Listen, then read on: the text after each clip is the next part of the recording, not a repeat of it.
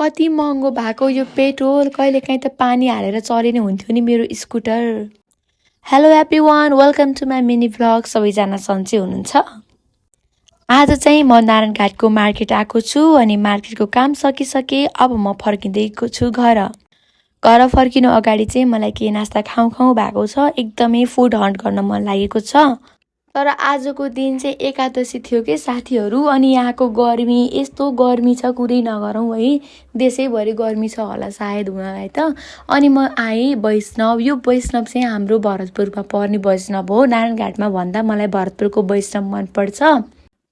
यहाँ हेरेको जताततै मिठाई देख्छु। मलाई यहाँको त्यो चाउमिन मोमो यताउता कच्याङ कुचुङतिर आँखै जाँदैन कि, सिधै मलाई मिठाई खाना मात्र आए जस्तो लाग्छ यो वैष्णव चाहिँ है। अनि यहाँ गएर मेनु हेरेँ, सुरुमै नाम थियो रसमलाई। त्यहाँबाट मेनु तल मैले पढ्दै पढिनँ, रसमलाई अर्डर गरिहालेँ र कति चाँडो फास्ट सर्भिसिङ छ क्या यहाँको चाहिँ। रसमलाई मेरो टेबलमा आयो र मैले खान थालेँ। एकदमै मिठो स्वादिलो भन्नै नपर्ने। अब त्यहाँको त धेरै बयान गर्ने आवश्यकै छैन। यसो फुर्सद मिलाएर गएर आफैले चाहेर पनि मेरो कमेन्टमा आएर भनिदिनु होला हजुरलाई त्यहाँको कुन मिठाई मनपर्छ भनेर है।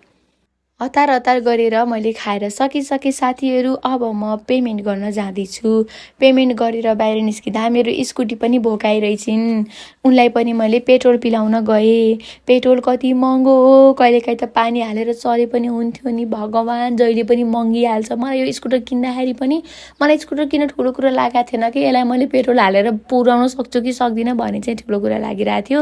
This much for today. Thank you for watching me, keep supporting, bye by.